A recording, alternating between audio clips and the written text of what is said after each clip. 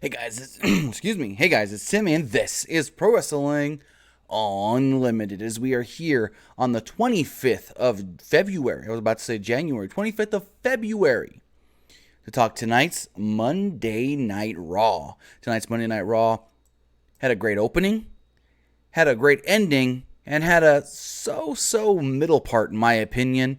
I thought the way the show began, you had to just have Roman come out there and just tell everybody what was going on right after the bat. You couldn't hold him till the end. But then the way the show ended, that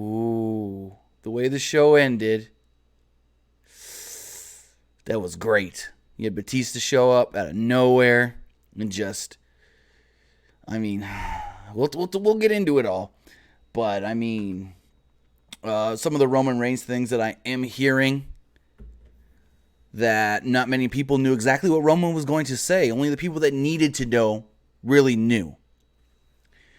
They really, kept it close to their vest. They didn't want to say too much to too many people and get the information leaked out there. But everybody did expect that Roman was most likely coming tonight to give a good update, to give a positive update.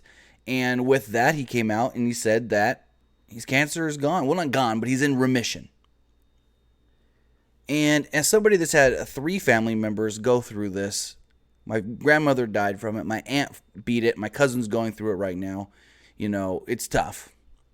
So I wish him only the best going forward. But excuse me, also I did hear that Roman really quickly started getting better. He made that announcement in October, saying that my leukemia is back. I'm going to have to take some time away, but I will fight this. I will come back. And apparently, it didn't take him long before he was able to really just start getting better again. He really took to the treatment well. And if it was up to Roman, he would have actually came back sooner, but they held it off a little while. So I think what I heard was, Roman, of course, knew. His family knew he was coming back for good, for sure. Triple H knew. Stephanie knew. Vince knew. Maybe Kevin Dunn, and maybe Michelle Wilson. Not many people at all knew. Also, I'll run it down. Roman Reigns comes out to open up the show. Video package aired, and when Roman's music hits, crowd goes nuts. Roman then walks out, crowd goes nuts again. He walks down to the ring, he shakes everybody's hand. He hugs everybody that wants a hug, high fives everybody, walks all the way around the ring. Before he gets in the ring, he hugs the Rock's mom, Otta Johnson, and then he gets into the ring and he says what he's got to say. He said thank you to the fans for all the heartwarming messages that he got. Thank you to not just the wrestling fans, but everybody around the world who sent him messages. He also said that, Danny the Phantom, you have been banned. I'm going to say this right now if you didn't see it in the chat. Anybody that's going to come on here in the comments and say anything about fake cancer, I'm banning you automatically. I'm letting you guys know right now. I'm banning automatically. So Roman came out here and just thanked everybody for all the heartwarming messages. Said that when he first told everybody about this, that he wasn't sure if he wanted to share this. He was just like, I thought maybe I should just keep this to me and my family. He ultimately did share this with the world. And he said the one thing that I did promise was that we were going to beat this, that I was going to come back stronger than ever. We were going to knock this out of the park. And we've done more than that. We've hit a home run. He said, I'm in remission, y'all. So he says that. The crowd chants for him again. Huge pop. He says, I'm back. He then... Sean Cook, do you want to be banned? Because I'm about to ban your ass too. So he says that he's back. Crowd reacts tremendously. He gets out of the ring. He goes and hugs his mother at ringside, sitting next to the Rock's mom. And he walks off. And when he comes to the top of the ramp, Seth Rollins actually meets him at the top of the ramp. Now, I did hear from Sean Ross Sapp of Fightful.com that Dean Ambrose was in gorilla position as well during this speech from Roman Reigns. And he was very emotional, and it was Dean's decision not to go out with Seth, which actually was the right decision in terms of what happened later in the night. So as far as the Roman stuff goes, is great. We don't know exactly what he's going to quote unquote announce tomorrow on Good Morning America, because they did say that he's got an announcement. We know that he's going to have a sit down with Robin Roberts, who's a great interviewer. And he's going to tell his story about everything that went down with the leukemia, and then make some sort of an announcement. I don't know what that announcement could be. I haven't really heard anything on the announcement front for tomorrow. I mean, we already got the great announcement that he's back tonight. I don't know what else he can say. So with that, we then had the first match of the night. It was Aleister Black and Ricochet teaming up to take on the Raw Tag Team Championships. The Raw Tag Team Champions, my bad. Hold on, give me 1 second, guys.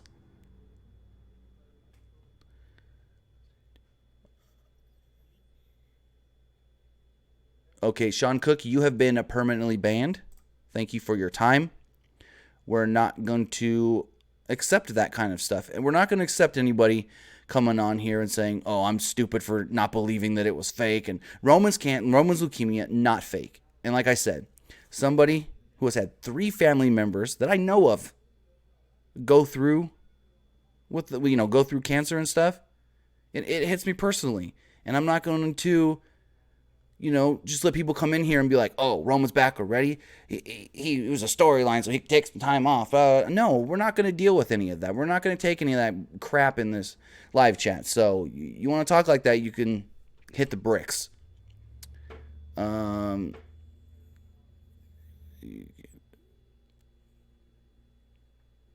Okay, so Thomas, WWE fan, says, what do you mean by fake cancer? I don't want people coming in here saying that Roman was only gone because he wanted time off and he didn't really have leukemia. That's not the case. Roman was really sick. Some people react to the treatment better than others. Some people, they don't beat it. Like my grandmother, she didn't beat it. It all depends on how quickly they find it in you. When my grandmother had it, they didn't find it quickly. She already was in stage 4. When my aunt had it, I don't know what stage she was in when they found it, but she beat it. I have a cousin going through it right now. I'm not sure what stage he's in, but they said he may only have a year. He could beat it. We don't know.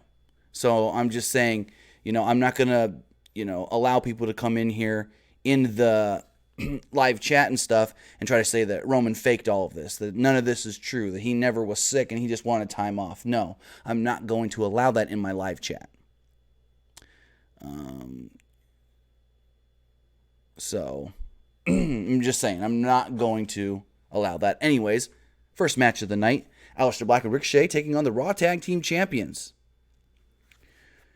And most of this match took place during a commercial. With that, basically, the Revival lost. Again. 2 weeks in a row. Match started during a break, like I said. Ricochet fought out of a headlock and made a quick tag to a Black. Black ran wild on Dash Wilder with kicks and springboard moonsaults. Scott Dawson made a blind tag and had a great, homage, tribute to Arn Anderson with the fake punch and DDT, and Aleister Black sold that DDT great. Going forward, Aleister Black fought out of a headlock himself. Bobby Roode and Chad Gable were shown watching this match on the Teletron. The announcers acknowledged that there were no more automatic rematches for the old champions. Ricochet took out Wilder outside of the ring with a moonsault off the turnbuckle. Then Black hit the Black Mass on Dawson and pinned him. This match, it went the 3 minutes or whatever for I think it was 3 minutes under the commercial, and maybe 2 or 3 on the actual show. This was a short match. Like I said, most of it basically or about half of it was in the commercial.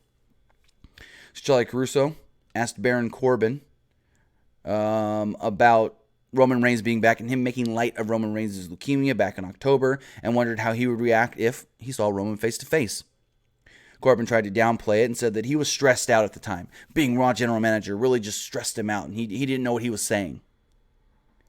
He said Reigns could understand what he was going through. He hoped that for Reigns' sake, they don't cross paths, though. We then saw Shawn Michaels wearing an NXT hat because, Shawn Michaels is like walking, talking billboard for NXT. He loves everything NXT. We also saw Johnny Gargano briefly. They showed tweets from Trish Stratus, Vince McMahon, Todd Gurley, ESPN, Triple H, all wishing Ric Flair a happy 70th birthday, and then a video from Snoop Dogg. Snoop, D-O-G-G, wishing Rick a happy birthday. Elias was in the ring, about to perform, and Lacey Evans interrupts. Doesn't say anything. Walks down the ramp. Walks back up the ramp. Gone. Elias goes to strum his guitar again, and out comes Dean Ambrose. Dean Ambrose would come out and say that he was sorry for interrupting Elias, but he really had something to say. He said that he was out here to demand a match. He wanted a rematch from last week with Drew McIntyre, but this time he wanted it no disqualification. He would then get in the ring, and Elias said that I was going to play a song for the people here in Atlanta. He goes, take a request. Names all these different songs, and then finally ends it with, Dirty Deeds. And when Elias doesn't respond, Elias then runs at Dean, tries to hit him with a guitar, and Dean hits him with the Dirty Deeds. And Renee was cringe during this. She was like, oh my God, the Dirty Deeds. We need an encore of the Dirty Deeds. I'm like, shut up. I think every week Renee gets worse. They're ruining her. She was good when she first started. But every single week, Renee seems to get worse and worse and worse. Thomas WDB Man, thank you.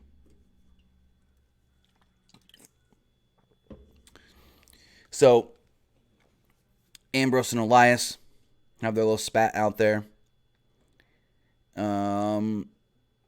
They then showed Ricky the Dragon Steamboat backstage. They were showing all these people backstage in like a party room that they had set up for Ric Flair. As far as Ric Flair's party thing goes, we did hear that a number of celebrities were actually backstage. The Migos. I don't know if it was the whole band or not. Vander Holyfield, Charles Barkley, some of the Atlanta Hawks and the Atlanta Falcons were all there to wish Ric Flair a happy birthday. Some stayed throughout the whole show. Most did not. Apparently, all the guys that came down... Well, I'll talk about that again. Apparently, they were supposed to be doing a Ric Flair deal after the show went off the air as well, with everybody who did get announced and came out. Sting, who else was it? Sting came out. Oh man, I'm blanking. I'll have it here. I have it in my notes. But apparently they were going to do something after Raw as well for Ric Flair. I'm looking up to see if we see anything from anybody that is currently there. I don't see anything yet on Twitter, but I'll keep looking while we go through the rest of Raw. So we had a tag team match. It was the Raw Women's Champion Ronda Rousey teaming with her buddy Natalya to take on Ruby Riott and Sarah Logan. This match was okay. Went about 9.5, 10 minutes. Rousey received a mixed reaction on her way out to the ring, and when she tagged in for the first time in this match. After a commercial break, Natalya fought out of a modified clover leaf and made the hot tag to Rousey, who fought off both opponents. She then knocked Morgan off the apron. Rousey hit a flying knee, kinda, on Logan, but barely broke up a cover. But Logan barely broke up a cover, my bad. No, Ruby. I got this all mixed up. Ruby barely broke up the cover, my bad. Natalya took out Ruby on the outside, then Rousey hit Sarah Logan with a Piper's Pit. She set it for the armbar, but Becky Lynch showed up through the crowd. Using a crutch, Lynch knocked down Natalya with her crutch, causing the disqualification. Rousey confronted Lynch, and they brawled for a moment until they were separated by security, officials, referees, and the Atlanta police, supposedly. So they took Rousey away. No, they took Lynch away, put her in handcuffs.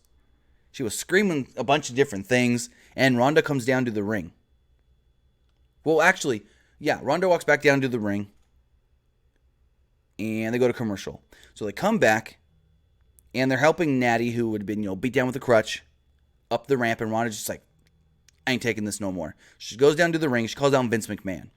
Ronda's like, Vince, come out here right now. You are going to unsuspend Becky Lynch. And I'm thinking, who the hell is Ronda Rousey think she is telling Vince McMahon what he's going to do? She calls out Vince multiple times before Stephanie would end up coming out instead. Excuse me. So Stephanie came out. Rousey figured that Vince must have sent her out because he didn't want to come out here. And she said, you're going to instate, or you're at least going to tell your father that he's going to reinstate Becky Lynch. And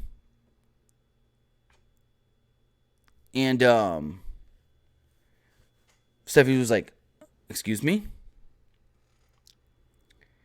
And so Ronda was just like, yes, you're ruining the WrestleMania main event. Becky Lynch earned her opportunity. Becky Lynch earned this match. And Stephanie was looking at her like, you don't tell me what to do. Stephanie said that she didn't want this either, but this was Lynch's fault. Lynch could not abide by the rules. She said Becky Lynch did this to Becky Lynch. She said instead of being on the road to WrestleMania, Lynch was on the road to jail as Stephanie just saw her getting loaded into a squad car. Rousey said, I want Lynch, and the fans wanted it too. Rousey said, even the Jinder douche in cuffs wants it. I think she was talking about Becky. Rousey then said, you know what? Make it a triple threat then. First ever women's main event in Mania. Stephanie, you can't deprive us of this. Stephanie then reminded her, I'm your boss. You don't talk to me like that. Rousey responded, I'm not your worker. Rousey said that she would represent this title as long as it represented the best and that she could defend it against the best. She basically then went on to take the title, lay it down in the middle of the ring, and tell Stephanie, if you don't give me Becky, I don't want to be your champion. I don't need this belt. You've made this belt not mean anything. And I'm like, oh, snap. Like I said, she laid the belt down in the middle of the ring. The promo was okay. She walked off. Stephanie looking very, very shocked.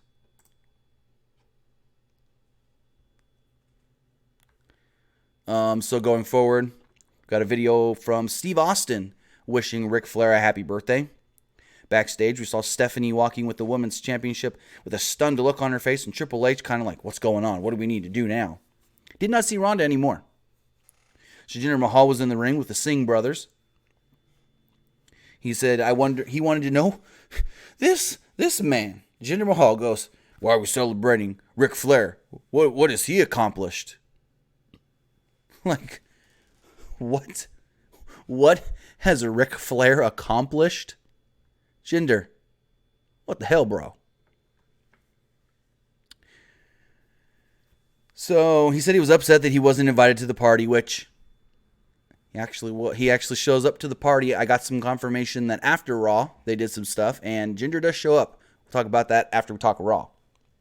Mahal then issued a challenge to anyone who was invited to that party, and that would come Kurt Angle. Got a 3-minute match. Kurt Angle versus Jinder Mahal. Angle was immediately distracted by the Singhs, and Mahal caught him with a boot for 2. Angle fought out of a rest hold and hit a German suplex. Angle followed with triple Germans and knocked the Singhs off the apron yet again. Angle then slipped out of the Colossus attempt and applied an ankle lock for the submission victory. Kurt defeated Jinder. Angle then killed both Singhs in the ring after with suplexes. So then going forward, we got a moment of bliss with the guest Finn Balor. Alexa Bliss started off by saying bye to Ronda Rousey and hoped. I don't know that one. Alexa, stop. I hate when that happens, when I say Alexa Bliss and my Amazon Echo goes off. My Echo made a run-in. Anyways, Alexa Bliss started by saying bye to Rousey and hoped the red carpet that WWE rolled out for her didn't hit her on her way out. Bliss also offered to take her spot at WrestleMania. Bliss then introduced Finn Balor, the Intercontinental Champion, who came out in gear and a leather jacket. Corey Graves acted surprised that Balor was the guest, even though before this,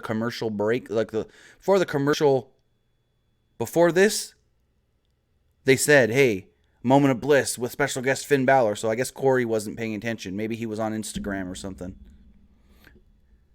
Bliss congratulated Finn Balor on beating both Bobby Lashley and Lio Rush to become the champion. She said, there was just one problem. The belt covers his abs. And I don't know what to think about this. Is Alexa just a flirter now? Is that her gimmick? She flirted with EC3. Now she's flirting with Finn. Balor asked if she was trying to make him a blush. Bliss said, show me your abs and I'll show you. And then Lio Rush would interrupt. I'll show you what? Mine. Her belly. See it all the time anyways. Rush would walk out and said that it was a shame that Balor doesn't deserve to be the champion. Lashley does. Balor welcomed Lashley to fight him. Come out here right now. And Lio Rush said, sorry, but Lashley's a little busy. He's got Braun Strowman later. He's got to get ready for that match. So Finn was going off and said, you know what? I'll give a rematch. I'll give a rematch to you. You don't have to wait for Bobby Lashley's approval. I beat you. So you should get the rematch since you're the one that lost. And Lio Rush was like, okay, we can do that, but let me go to the back. Let me go to the locker room. Let me get ready. And Alexa Bliss, thinking she's the general manager, goes, Lio, you don't have time to get ready. This match is next. Like, what? Unless Alexa's got an earpiece in, then she thinks she's the GM and they let her make a match. I don't get that. Matt Spain, we will take calls after we cover Raw. That's how it works.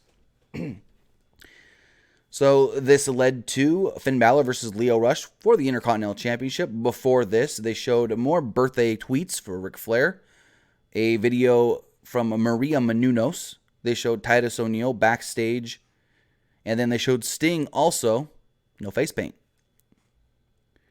So Finn Balor versus Lio Rush, pretty good match.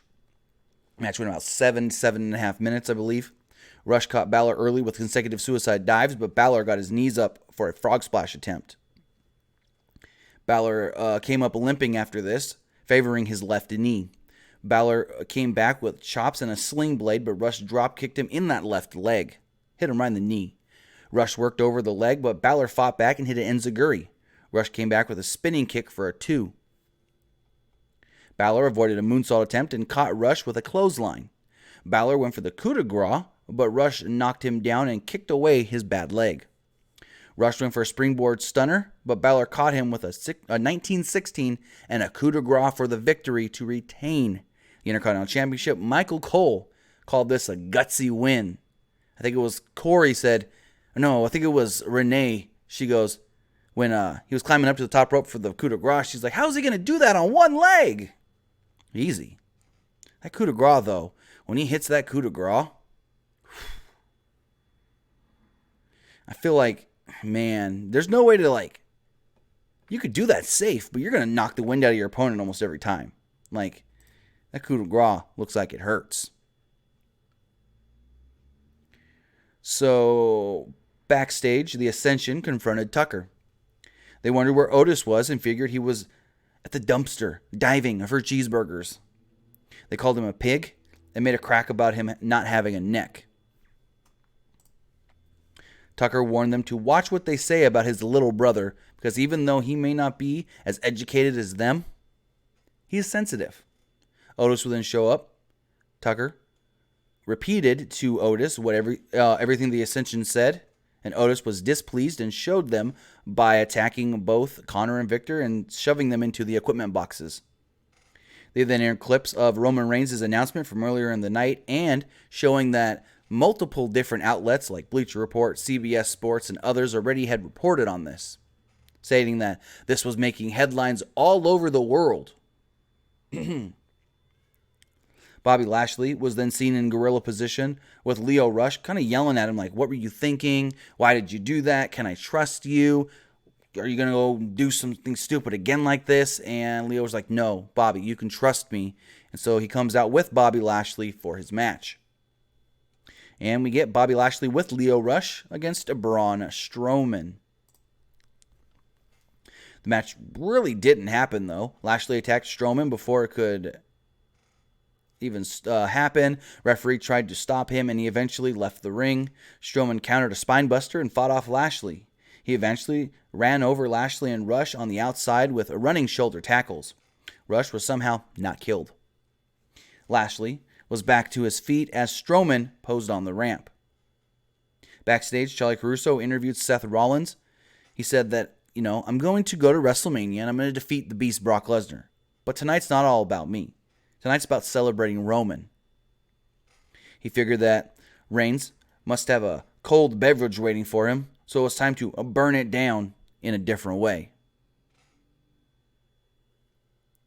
Ric Flair was shown appearing at the building with his wife in tow, Fifi the Maid. I think this is the first time Fifi the Maid has appeared on WWE television. His wife, Wendy Barlow, who used to be his manager in WCW. Funny story here, I heard that when they were getting ready to film this segment, it was a pre-taped earlier in the day, they couldn't find Rick. They almost couldn't find him to film his little entrance thing here. Pretty funny. So going forward, Ambrose took on Drew McIntyre in a no disqualification match. Ambrose wrestled in light jeans, which is different than what he normally wrestles in, but it's not that big of a deal. I don't know why I even brought it up. Yep, Kristen McNutt, Fifi the French maid. They brawled on the outside briefly before the match officially began in the ring. Going forward, Ambrose yanked off of his belt, revealing that he was actually wearing 2 belts. Renee Young made sure to point this out. McIntyre knocked him down, grabbed the belt, and whipped him a handful of times. Ambrose fought back and tried a suicide dive, but McIntyre caught him and drove him into the barricade and hit him with an overhead suplex. After commercial break, McIntyre was on the outside, and Ambrose leaped off the top of the turnbuckles and hit an axe handle. Ambrose tossed McIntyre into the steps and hit a neck breaker for a 2 count. Ambrose grabbed his belt and just started whipping McIntyre over and over and over and over at least a dozen times. McIntyre would finally fight him off with a headbutt. McIntyre tried to use the steps, but Ambrose kicked his leg out from under him and McIntyre fell onto the steps. Ambrose rammed McIntyre's head into the steps when Elias would show up and smash the guitar over his back. McIntyre then nailed Ambrose with a Claymore kick in the ring for the pinfall victory. So Elias is standing at ringside, the end of the ramp, and Corbin comes down with Bobby Lashley, and I think it was Renee. She goes, "Oh, not these two again." So they go to get in the ring, and Elias jumps in with them. So I don't know if now this is a 4-man crew with Corbin, Lashley, McIntyre, and Elias. But they all start to beat down on Dean Ambrose before the music of Seth Rollins would hit. Seth Rollins would come out, and then Roman would come out with him. Reigns and Rollins would fight off the heels. Reigns gave Lashley a Superman punch, and then another to McIntyre. Rollins took care of Corbin and Elias with a steel chair. Reigns then gave Lashley a Superman punch, and Rollins stomped Elias. Reigns psyched up and nailed McIntyre with a nice spear. So for anybody that was kind of on the fence of, well, Roman may say he's back, but is he really back? Yes, because they let him be pretty physical tonight on this show. Again, like I said earlier, I'd heard that if it was up to Roman, he would have came back a couple weeks earlier than this. With that, Ambrose was still laid out in the ring. Seth Rollins and Roman Reigns would walk up the ramp. When they got to the top of the ramp, they turned around and looked down at a Dean Ambrose who was kind of, I guess you could say, getting his composure and wits about him. And they kind of just looked at him. Ambrose looked back up at them, and that was it. Looks like the Shield may be getting back together. Maybe that Shield triple powerbomb that they referenced as a Shield triple powerbomb at Elimination Chamber was some foreshadowing for what we're about to get. Oh, I guess Dean's a babyface again. Dean's going to have to come out and apologize here soon. Oh, I'm sorry, Roman, Seth, I don't know what came over me. I just went crazy. I don't know. Maybe Roman's the voice of reasoning and says, hey, let's give him another chance. That's our brother, man. So we'll see. They then congratulated Paige and The Rock on their movie Fighting with My Family. Fighting My Family was number 4 in the box office this weekend. It's got an A- Metacritic score. It's got a 91 on Rotten Tomatoes. Some are saying that it's a success this weekend. Some are saying it's not quite yet. So here's what I've heard. Fighting My Family made, I think it was like $8 million this weekend. You think, oh, that's a lot of money. It was projected to make more. So some said that it fell short at the box office this weekend because it didn't make what they projected it to make. It's still going to make a profit in the end because it is on track to do so. So all things considered, Fighting My Family doing really well. Good reviews, good everything so far. Again, it was number 4 in theaters, but I mean, went up against How to Train Your Dragon 3. I didn't think it was going to beat that. That's a really good series of movies. So going forward, Bayley took on Nia Jax in a 9-minute match. This match did not need to go this long, and I also heard that they actually cut time because they overbooked the show a little bit. As we saw with that main event barely getting off the air on time. My main event segment. So Jax was in control until Bayley used a jawbreaker. Bayley followed with forearms and a drop kick, but Jax caught her, hung her in the Tree of Woe, and used a running hip attack on Bayley. Banks went to check on Bayley at ringside, so Jax grabbed her by the head. Bayley used a running knee on Jax. Then Banks avoided a charge by Tamina. Tamina crashed into the steel steps.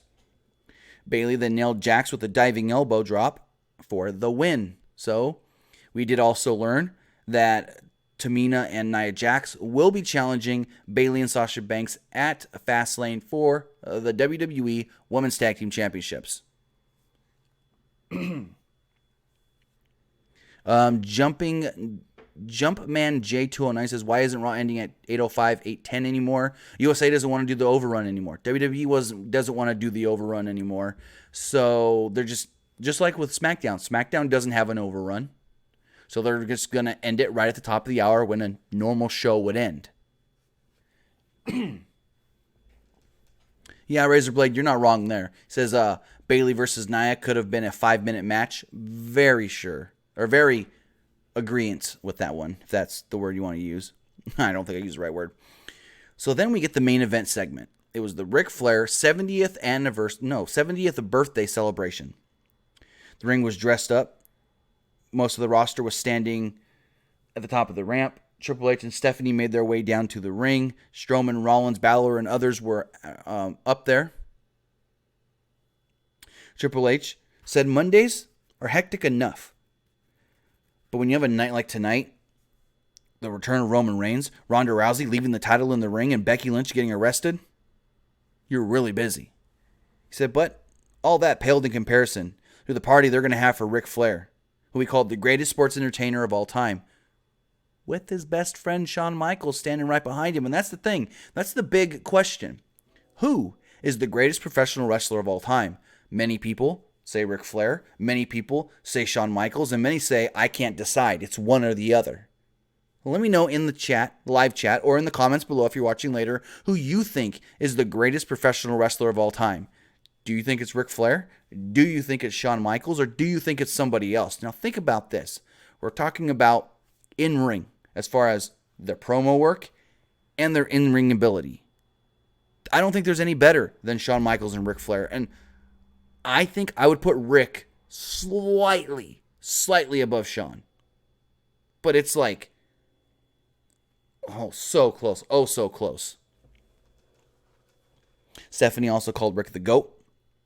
Stephanie then introduced Shawn Michaels. She introduced Ricky the Dragon Steamboat, who actually chopped some of the members of the Raw roster, and Seth Rollins sold it. They then introduced Sting, Kurt Angle, all came down to the ring, and then they aired a video package for Ric Flair. Stephanie McMahon then said that Ric Flair's the GOAT. He's always going to be a world champion in our eyes, and they've made him a custom World Heavyweight Championship belt to look like the old big gold belt. It's also got custom side plates on it. I guess you couldn't really tell exactly what these side plates said, but I think what they were was like the dates of every one of his title wins, which is really, really cool. So going forward, Triple H then went to introduce Ric Flair and his music played. But nobody came out. They waited and waited. And then all of a sudden, the camera cuts to backstage and it's right in the face of Dave Bautista. And I'm like, whoa, what the hell's going on here? Crowd popped when they realized it was Bautista at first. Bautista looked straight into the camera. Then he busts into a door that said Ric Flair on it. It will look like the room that they were using earlier is like the party room. You can hear a little bit of a commotion when he closes the door behind him. Door opens back up and you got Bautista dragging Ric Flair out of this room. And I'm like, holy crap, Bautista just killed a 70-year-old man.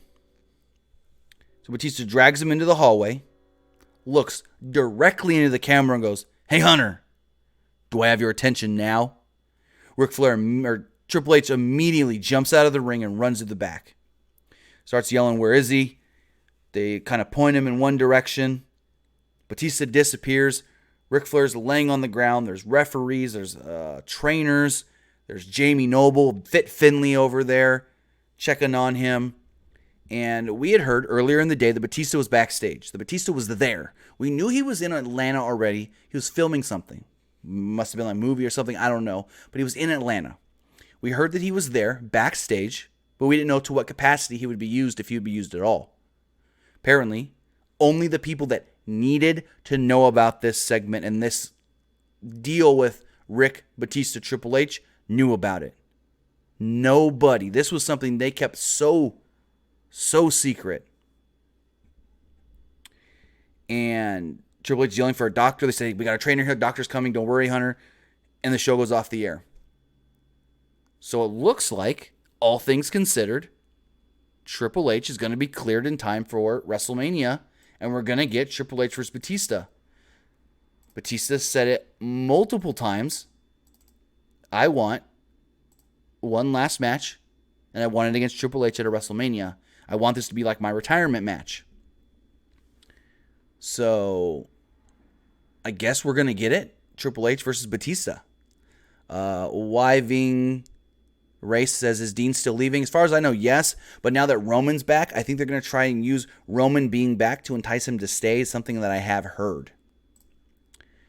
Now, after Raw went off the air, they did another little birthday celebration for Ric Flair. So what I got from somebody that was in attendance, now I've got a little 6-second video, but it's not really worth watching. I can just explain it. I got from Gibson_Corbin on Twitter. He sent me this stating, after Raw went off the air, there was a segment where Jinder got super kicked by HBK, then Angle slammed on top of, and then by Angle slammed on top of the cake. The Singh brothers were then dancing, and both got super kicked by Shawn as well. So, at least in pure WWE fashion, somebody went through the cake. Jinder was apparently Angle slammed through the cake. So, hey, he went through the cake. All things are good in WWE. Now, before we start taking calls, I got something we got to talk about. This show is brought to us today by What Wrestling. Wrestling has a tomorrow. This coming Wednesday, the 27th, we'll be doing a special live stream of some Wrestling Has a Tomorrow matches. We here at Pro Wrestling Unlimited and Wrestling Has a Tomorrow have teamed up again for our second math stream of the year. Join us right here live on the Pro Wrestling Unlimited YouTube channel Wednesday, February 27th for free independent wrestling right here, featuring the likes of former ECW champion Tommy Dreamer, current NXT superstars Keith Lee and Danny Burch, hardcore icon Matt Trenton, JT Dunn, Jimmy Jacobs, and more. Discover tomorrow's talents today. The stream will begin at 7 p.m. Pacific, 10 p.m. Eastern. Come hang out in the live chat. And soon as this live stream does end, it's going to be roughly 2 hours long. Soon as this does end, we will head straight in to the PW Unlimited Wednesday podcast. So again, this will be taking place this Wednesday right here on the PW Unlimited YouTube channel. Come see some great wrestling, like I said, with guys like Keith Lee, Danny Burch, Tommy Dreamer, and others. So with that, now I want to hear from you guys and what you guys have to say about tonight's Monday Night Raw. Some reason Skype is working. Okay, cool. Let's take a call. Caller on the air, what's going on? Hi, Tim. How are you? Pretty good. Yourself? I'm fine. I have a question. Do you think how they set up the whole Batista Triple H thing with him attacking Ric Flair is a good thing? Like, Batista as a heel, or would you have preferred that Triple H be the heel and Batista as the face? I could have seen it going either way, but I think Batista as the heel, I like better, because you can have Batista come in there as the heel, and, Triple H, he's going to get boos, he's going to get cheers, depending on how they book him, because he's Triple H. Some crowds like him, some crowds don't. But as far as Batista goes, yeah, he got that initial pop from the crowd, because you're like, oh, cool, Batista, what's he going to do? As soon as they saw Batista and what he did, that crowd turned on him, and I think Batista's always been a good heel. So Batista can really play this up well leading into WrestleMania. And, I don't know where they go from here. Maybe Rick will be in Triple H's corner at WrestleMania. Maybe that's something they can build off of this as well. But I think Triple H being the babyface and Batista being the heel, in my opinion, is the right way to go with this. Because if you were to do babyface Batista, he would have to win. And I think Batista's going to have to lose, especially if this is like a retirement thing for Batista. If Batista wants this to be his final match, you know what you got to do.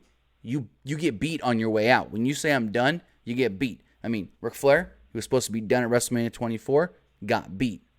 Shawn Michaels finished the whole Batista thing retiring him, it doesn't make sense to have him face someone who, if he's retiring, why doesn't he just wrestle a younger guy? Maybe a Drew McIntyre or someone like that. He wants Triple H. Triple H was like, so Ric Flair is like Triple H's mentor. Triple H is like a mentor to Batista. So they're going to play this up. And Randy Orton? No. Triple H was like a mentor to Batista. Okay. And they're going to play this up, Triple H gave Batista his first opportunities in Evolution. Now, Triple H or Batista is going to be like, what are you doing? You're basically turning on the people that gave you your first opportunity. Ric Flair, Triple H. I don't know if they're going to involve Randy Orton in on this at all. Probably not. But I think with Batista wanting to have one final match against Triple H, he's said this for years, that he would like to come back and have one last match, and that match be against Triple H, because that's the person that he feels he's had some of his best matches with. It's not I'm surprised it wouldn't be Ray. No, I'm kind of surprised it wouldn't be Ray. He's had good matches with Ray, but I do feel like he's had some great matches with Triple H. But to your question of why doesn't he, put over a younger guy? Because it's not like he's somebody that's been around for a long time recently. If it was somebody that's been active on the roster, yeah, use them to put over a younger guy. But it's somebody just coming back for a one-off. So it doesn't matter if he puts over Triple H or if he puts over a younger guy. Either way, it's going to be effective. And I have a question with Alistair and Ricochet. Do you think they're setting up a few of these guys who are called up, like Alistair and Ricochet? They're going to set up, have them be a tag team first, then have them go split up and be singles eventually. And are DIY going to be back together? Because that whole continuity thing is confusing me. They're heels on NXT, and they're going to be faces on the main roster. Here's my question. Did you read any of the spoilers from last week's NXT TV tapings? Yes. Yes, because honestly, this is actually the best way they could have done any of this. This is all making sense based off of what we got at last week's tapings. I'm going to say right now, spoiler alert. So with them teaming up, Ricochet and Aleister Black makes complete sense because they're going to be a team in the Dusty Rhodes Tag Team Classic.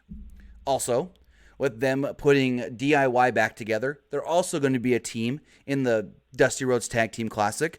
They're going to pretend to be buddies and friends and good teammates in the Dusty Tag Team Classic before, when they get eliminated, they're going to turn on each other. So overall, this is making a lot of sense, and actually, they're keeping with continuity between the main roster and NXT, which I didn't believe they would do, but after what we saw tonight, it looks like they are keeping with that continuity.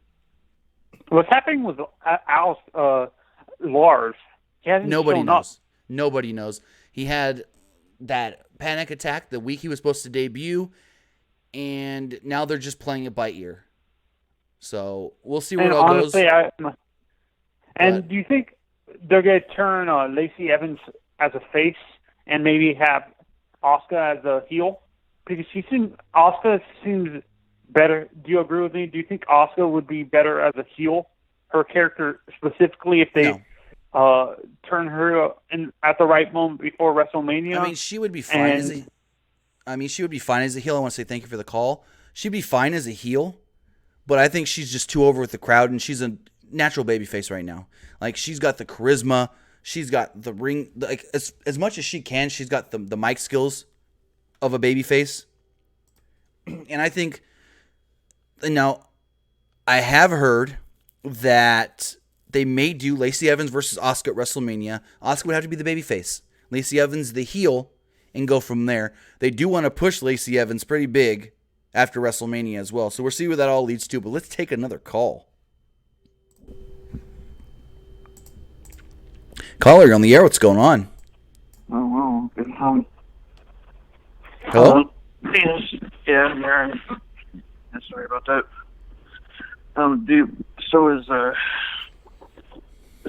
Is like Roman and Seth gonna? Do you think they're gonna try and help? Do you think Roman and Ambrose are gonna try and help Browns or not? So, what I know right now is that the Shield is going to have a presence at Fastlane. To me, I think that means, I don't know what it means for sure, but I think that means we're going to get the Shield in some sort of a 6-man tag team match at Fastlane, and then where they go from there is beyond me. Maybe they both help Seth beat Brock Lesnar.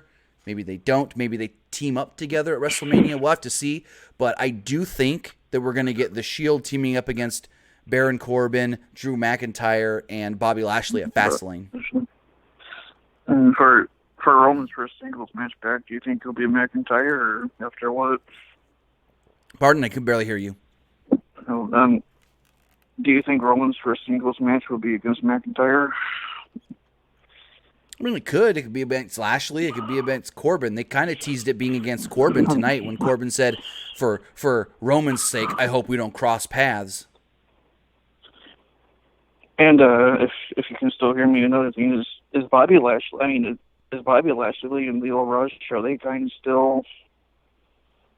I mean, is that a thing, or is one of them going to get mad at each other or something? Well, I mean, I want to say thank you for the call. As of right now, they're still a thing.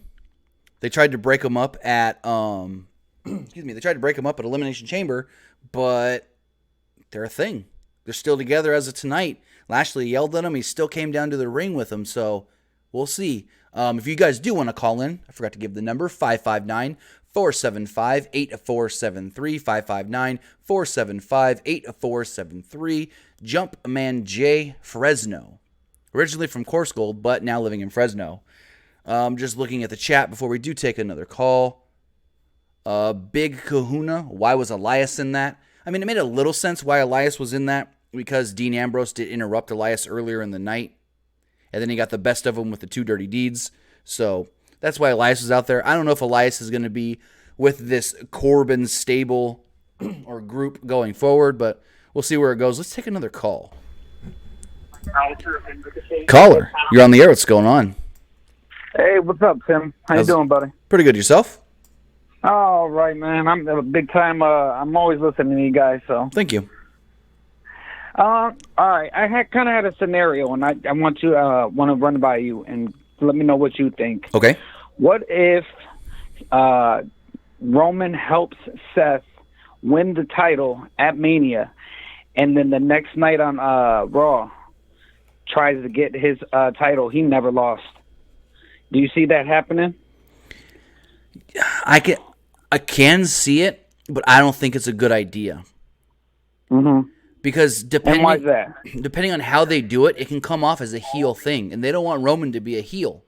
And see, and I was thinking that too. I mean, they're going to try to ride off of this, the whole comeback thing, right?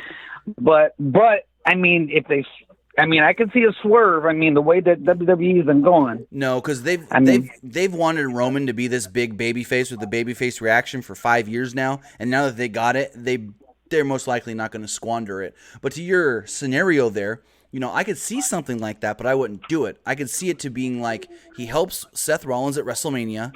Then the next night, Rollins comes out, probably opening the show, saying, "I beat Brock. I'm the Universal Champion." And then Roman could come out and say, "Yeah, but you needed my help." That would be a cocky heel thing to do. If he would say, "Hey, I helped you. You couldn't have done that without me. Now give me an opportunity." That's a heel thing to do. Yeah, and that probably be way too heel for the time being. Yes. Yeah. Okay. I mean, I wouldn't put it. I just wanted to run it by and right. I mean, I wouldn't see what you thought. I wouldn't put something like that against them because they're going to want to put Roman in that top mix as soon as possible. But it's just too much of a heel thing right now. Yeah. Okay. All right, cool. Well, I appreciate you taking my call, man. You have a good night, and I'll be listening to you guys every night, man. All right, thank you. Thanks for the call, and have a great night. All right, you too. Just looking at the chat. Explosive Phoenix. Again, if you guys did not hear the phone number, I have put it in the live chat a couple times. It is 559-475-8473. Again, the phone number, if you do want to call in, 559-475-8473. Let's take this call here. Caller, you're on the air. What's going on? Hey, what's up, Tim? How's it going? Well, it's going all right. Is this the right way to push Lacey Evans? Okay. You're talking about her come out every week like she's been doing, or should they have her wrestle to maybe have us care a little bit? Because everybody I know is just thinking her coming out 10, 15 seconds is just stupid and getting old really fast. Here's the thing. I think it's getting old really fast too, but at the same time, yeah, she should be wrestling. Maybe not have to wrestle every week, but she's not that great right now of a wrestler. We saw in the Royal Rumble, she got lost, had to gain her composure, her wits about her, and then kind of, okay, this is what I need to do. This is where I need to be. This is the spot I need to hit. So we have seen where she's a little sloppy at times. She's not completely there where they need her to be if they want to push her as a top female. So, and I mean, it's a tough thing because they don't want to expose her, especially if they want to push her. They don't want to expose her in the ring of not being in a, as good as the top mix should be. And I think that's one reason why we're not seeing her wrestle so much, if at all, on television, because they don't want to expose her. But at the same time, her just coming out wearing, the weird old school outfits or whatever you want to call it, and then walking right back, it's not doing any good. It's probably just as bad if she were to go in there and have a bad match. How I think maybe you should push her is put her on, say, maybe a main event. Have her work a house show or something like that. Get her warmed up, used to being in the ring. Right. And instead of pushing her on like a Raw or SmackDown or a pay-per-view or something like that, have her do a main event. Yeah, have her on. Like they did with EC3. I mean, EC3 was on main event. They filmed for this week. He actually lost to Apollo Crews. That's another story. But, I mean, that's what they're doing with EC3, even though he's leaps and bounds ready to be on Raw every week, cutting promos and wrestling great matches. I don't know what they're doing with EC3, but that's a completely other story for another day. Mm-hmm. And do you see them pushing these new call-ups more than these other call-ups? Yes. Heavy Machinery, Nikki Cross. Because I don't see Vince even trying to believe in those other call-ups at all. Yeah, no, Vince flopped those other call-ups, and then he was just like, man, we really shit the bed with those guys. Give me 4 more that are actually really great. He's like, give me the 4 best that they've got. And so I think they're going to get pushed to a degree right now, but then following Mania, I think those 4 are going to be, well, at least 3 of those 4. Because one of those, again, spoiler alert, either Gargano or Ciampa will be the NXT champion after TakeOver, after WrestleMania. So one, I would believe, stays down in NXT while the other 3 get called up, which is probably going to be Gargano staying down as the champion. So I think after WrestleMania, he can then go full on with whatever he wants with them, because there wouldn't need to be any continuity between main roster and NXT anymore. But I think he will keep them looking strong going forward. And do you think that they debuted them the wrong week with last week's crowd? I mean, not really caring, or there's no way to have there's no way to have known that crowd was going to be that way. I talked to a couple people, and they told me that usually Lafayette's actually a really good crowd, and for some reason, that crowd last week in Lafayette was just so unpredictable. Nobody at all in the company expected that. No, I saw like maybe 4 people pop at the most. Right. But like I'm saying, but they were under the impression that this should be a good week because Lafayette is usually a good crowd for WWE. And so they didn't expect such little reaction from the crowd for anything last Monday. So again, it in theory wasn't a bad idea because they expected it to go over well. It just for some reason didn't go the way they planned. And one more thing. Sure. Why do you think people are being so dumb in thinking that Vince would come up with a storyline to have Reigns fake his cancer?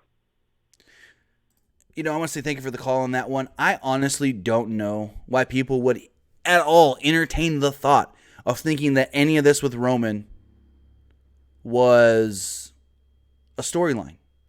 I don't understand that at all. Why anyone would think that. And it just baffles me that someone's going to come out. I've seen a couple people, I've seen some other YouTubers say Roman and his supposed illness. And did that get me heated?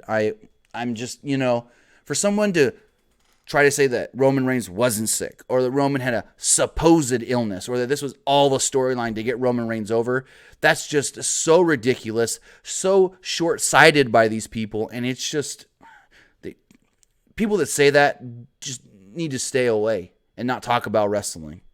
I'm not going to name names of the other YouTuber that said this, but it's just, it really, really upset me, especially, like I said earlier, having 3 family members that have gone through cancer. For you to say Roman supposedly was ill is basically saying, I don't think that he was really sick. Get out of here. Let's take another call, though. Caller, you're on the air. What's going on? Caller, what's going on? Hello? Oh, hi. Yeah. I'm just calling into this show. My name's Logan. What's going on, Logan? What's going on, man? I'm on the air right now? Yep. Yep. Hey, how you doing, Tim? Good. Good. So, I just wanted to talk about the women's tag team titles right now, the situation that's going on right now. So, how do you see it going into WrestleMania and beyond into next year? Like, how do you see the division growing even then? How do you see it going? I do like the fact. So the first challengers, of course, is Nia and Tamina. Cool, whatever, go with that. They're not going to win at Fastlane. I don't believe. But I do like the fact that these titles are for every brand. Yes. That they showed up at the NXT TV tapings. Maybe they can show up on NXT UK. They're on Raw. They're on SmackDown. So I like that. So that way you're not stifled to just the Raw brand or just the SmackDown brand. Well, what about the eventual NXT UK? Like, what about the women? They could show up there. We don't know if they're going to yet, but there's a possibility. I'm not rolling it out because they said it. They showed up at the NXT TV tapings and said basically these championships are for all women in WWE. So that does encompass NXT UK if they do eventually want to show up there.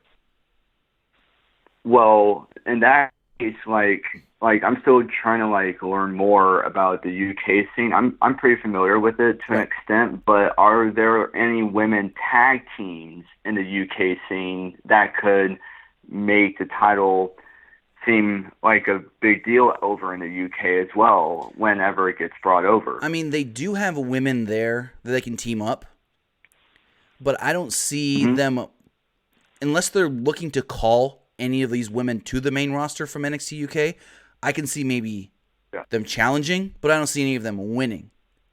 As far as regular NXT goes, I can see them doing matches in regular NXT with the titles on the line, but I don't see them unless it's maybe. The only NXT women I can see winning these titles would be Io Shirai and Kairi Sane.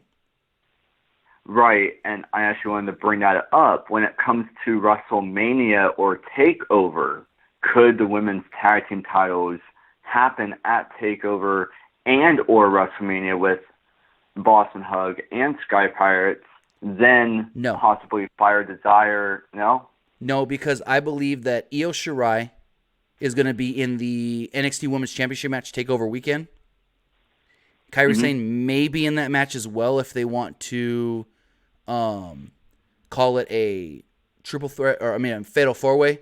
But as of right now, based off of how last week's tapings went, it looks like Shayna will defend against Io Shirai and Bianca Belair. Well, I think that's amazing. Well, that's all I just wanted to talk to you about, sir, and thank you so much for taking my call. All right, thank you. Have a great night. Thank you. You as well. For people in the chat trying to speculate who I was talking about for calling Roman's illness supposed, not Joe Cronin.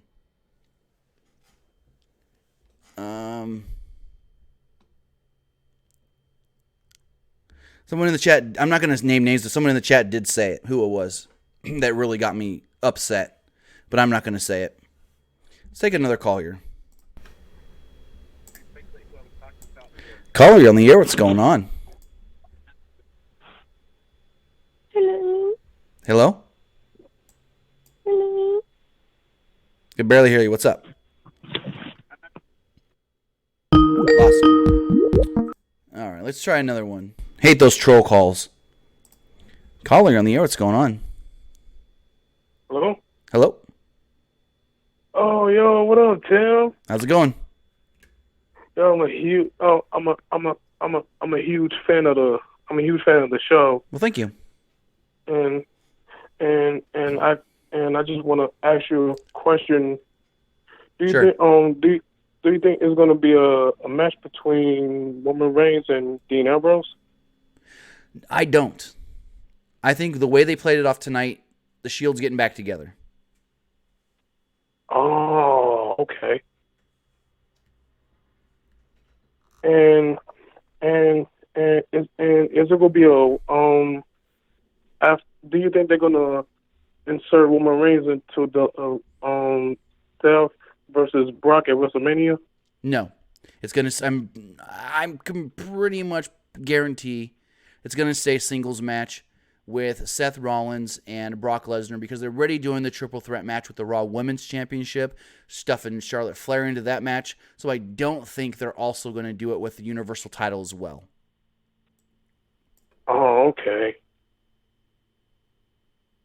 And they're not gonna make him a special guest referee, or was that just rumors? No, that would, I don't know. I heard that too. That's a complete rumor. I want to say thank you for the call. That would water down Roman's return, making him a special guest referee at WrestleMania. It would basically be like, oh yeah, he's back, but he can't really wrestle yet. So, no, we know Roman can wrestle. He got physical tonight. He's going to be fine. Again, the person that I was talking about never said the word fake, but he said supposed illness. Again, you guys have nailed it in the chat. He may have changed his tune tonight, But as of last week, he was saying supposed illness. With that, let's take a final call. Caller, you're on the air. What's going on? Hey, Tim, how you doing today? Pretty good. Yourself? I'm doing all right. Thanks for taking my call. I just had a few questions for you, all right? Sure. All right. So I know I didn't actually watch Raw tonight. Okay. I was actually going to wait for the Hulu, but I did, see the majority of the highlights. Now, as far as your opinion, do you think this is like the best Raw of 2019 so far? That's a tough one because I thought it started great and it ended great, but the middle was kind of just there. Right. But yeah, I mean, no, because I was thinking the same thing. Yeah. Oh, go ahead. I'm sorry. I was going to say, it had some good things, like the Finn Balor-Leo Rush match was pretty good. But again, there was a lot of just filler to get to from the beginning to the end. Like most Raws, right? Right. Okay, so it's just like because it's kind of fluctuating. I mean, from what I saw, like, because they're not gonna, because I saw the highlights on WWE's YouTube, and they're not gonna show like the filler matches and everything. But now another question, like, how do you feel about, because I really am excited about the Batista and Triple H match. However, like, I don't really like how they're really over relying on, past stars. Like, I feel like that could be somebody else's spot. Like, how do you feel about that? I think it's fine because Batista's been asking for this match for a while now. I think it's just one match. Like, are you saying that someone else should have faced Triple H or somebody else should have faced Batista? Is that what you're trying to get at? No, not like that. I'm talking about, like, that could have been someone else's spot. Like, as far as on the card, like, yeah, exactly. And here's the thing. It's just one match. It's not like, they don't even have everything booked out yet. They don't have a solid card, which is weird because coming out of Royal Rumble, they usually know. Right, coming out of Royal Rumble, we usually know 90% of what the matches are going to be, and they don't even know right now. But like I said, this is only one match. The show's going to probably go 5-6 hours long. It's not like they can only go 3 hours and they have to just cram everything in. They can go as long as they want being on the network. They're going to be in a building where they're going to let them go as long as they want, as far as, they legally can, city ordinance-wise.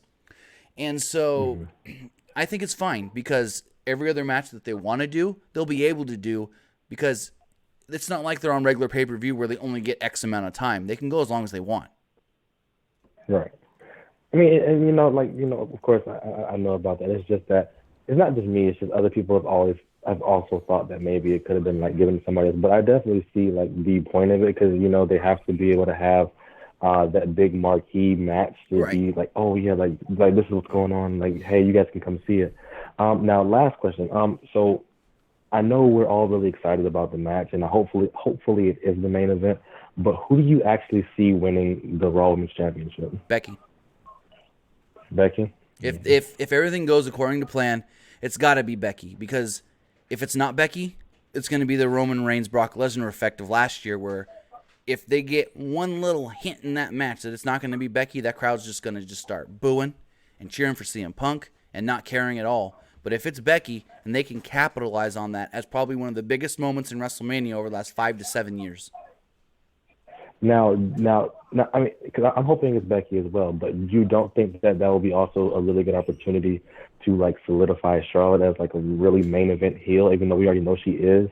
But no, like I don't think that's needed. They've already given Charlotte the big WrestleMania wins. They've already given Charlotte the pay-per-view main event wins. They've already put Charlotte as, the 7-time, technically 8 if you count the NXT Women's Championship, time women's champion. It's Becky's turn, and I don't think they're going to ruin that because right now, if it just for everything considered, Becky wins that match, everyone's going to be like, oh my God, they actually went with Becky. And then she'll probably sell a bunch of merch and making them a lot of money.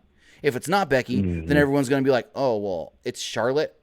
Charlotte's the heel. I'm not going to buy her merch. Oh, they're not really pushing Becky. Why care and buy her merch? And with all things considered, I think Becky winning is best for business, as they like to say. Yeah, they do. All right, thanks, and I appreciate it, man. All right, thanks for the call, and have a great night. You too. With that, we're going to wrap it up here for this Monday Night Raw recap on the 25th of February. I do want to say thank you to everybody that joined me here live. And I want to say thank you to everybody who watched later on YouTube.com. Again, you can always follow us and subscribe right here on Pro Wrestling Unlimited's YouTube channel. You can follow us on Facebook, facebook.com/Pro Wrestling ULTD. You can follow us on Twitter at PW Unlimited, and always check out our website, as we do post some stuff that really can't come up on YouTube. Like yesterday, we had a funny video that we found that was a man and woman getting married. The bride's ex-husband showed up at the wedding. I think this was all planned, though. And the groom, the new husband, chokeslammed the ex through a table. It was all cool. Again, stuff we can't put up on the YouTube channel because I reached out to try and get permission to post the video. Didn't get the permission. Got no response. So we put it up on the website because that's all well and good.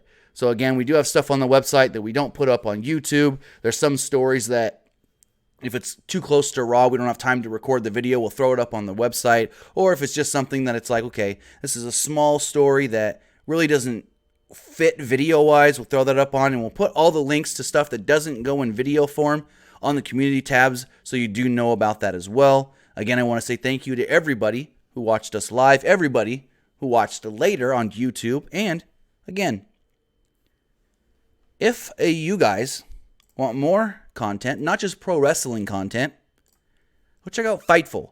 Fightful is the one-stop shop for everything pro wrestling, MMA, and, of course, boxing. So if you like pro wrestling, you like our pro wrestling content, go check out them, not just for pro wrestling. Yes, they've also got other stuff. We don't cover MMA, we don't cover boxing, but they do, and they do very, very well. So thank you guys. We'll be live again following tomorrow's SmackDown Live. Have a good night, guys.